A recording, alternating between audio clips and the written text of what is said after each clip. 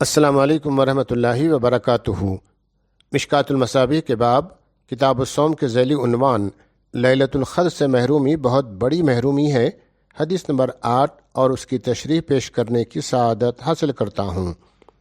اس حدیث مبارکہ کی تشریح مفکر اسلام مولانا سید ابو العلا مودودی رحمہ اللہ نے فرمائی ہے۔ بسم اللہ الرحمن الرحیم۔ حضرت انس بن مالک رضی اللہ تعالی عنہما سے روایت ہے کہ رمضان کا مہینہ آیا تو رسول اللہ صلی اللہ علیہ وسلم نے ارشاد فرمایا، یہ مہینہ تمہارے اوپر آیا ہے اور اس میں ایک رات ہے جو 1000 مہینوں سے زیادہ بہتر ہے۔ جو اس سے محروم رہ گیا وہ تمام کی تمام بھلائی سے محروم رہ گیا، اور اس کی بھلائی سے محروم وہی رہتا ہے جو ہے ہی بے نصیب۔ اس حدیث مبارکہ کو روایت کیا ہے ابن ماجہ نے۔ اس مقام پر یہ بات سمجھ لینی چاہیے کہ لیلۃ القدر کے متعلق یہ وضاحت نہیں کی گئی ہے کہ وہ کون سی رات ہے۔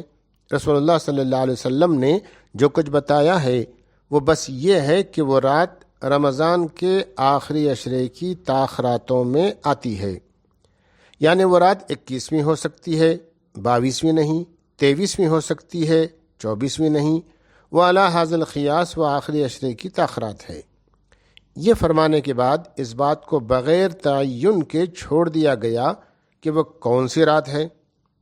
عام طور پر لوگ 27ویں رمضان کے بارے میں یہ خیال رکھتے ہیں کہ وہ لیلۃ القدر ہے، لیکن یہ بات قطعیت کے ساتھ نہیں کہی جا سکتی کہ رمضان کی 27ویں شب ہی لیلۃ القدر ہے۔ البتہ جو بات تعین کے ساتھ کہی جا سکتی ہے وہ فقط یہ ہے کہ وہ آخری عشرے کی کوئی تاخرات ہے۔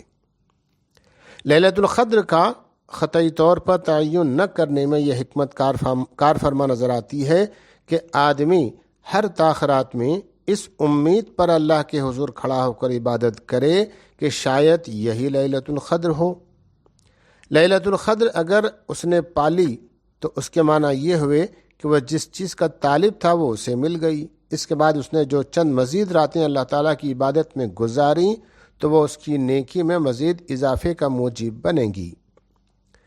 اس مقام پر ایک اور بات بھی ذہن نشین رہنی چاہیے کہ چونکہ ساری دنیا میں رمضان کی ایک ہی تاریخیں نہیں ہوتی اور ان میں رد و بدل ہوتا رہتا ہے، اس لیے یہ بات یقین سے کہنا مشکل ہے کہ کس آدمی کو واقعی وہ اصل رات میسر آ گئی۔ اس لیے ایک طالب صادق کو ہر رمضان میں اسے تلاش کرنا چاہیے۔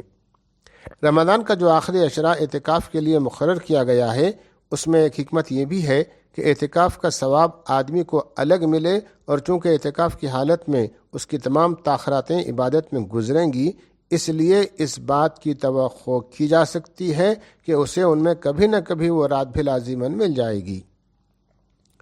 بعض لوگ اپنی جگہ لیلۃ القدر کی تلاش کے معنی یہ سمجھتے ہیں کہ رات کو باہر نکل کر یہ دیکھا جائے کہ فضا میں کوئی ایسی علامت پائی جاتی ہے جس سے یہ ظاہر ہو کہ یہ قدر کی رات ہے، فضا میں کوئی ایسا نور برس رہا ہے جس سے اس کا لیلۃ القدر ہونا ثابت ہو جائے۔ لیکن دراصل یہ طرز فکر مطابق حقیقت نہیں ہے۔ بے شک یہ نور برستا ہے، لیکن یہ نور تو پورے رمضان میں اور رمضان کی ہر رات میں برستا ہے، البتہ اس کے لیے وہ آنکھیں چاہیے جو اس کو دیکھ سکیں۔ یہ نور در حقیقت آپ کی عبادات کے اندر برستا ہے۔ یہ نور تقوی اور خدا کی رضا طلبی کے اندر آپ کے انہماک میں، بھلائیوں کے لیے آپ کے ذوق و شوق میں، اور عبادات کے لیے آپ کے خلوص و اہتمام میں، اور فی الجملہ آپ کے ایک ایک فعل میں برستا ہے۔ وآخر دعوانا ان الحمد للہ رب العالمین۔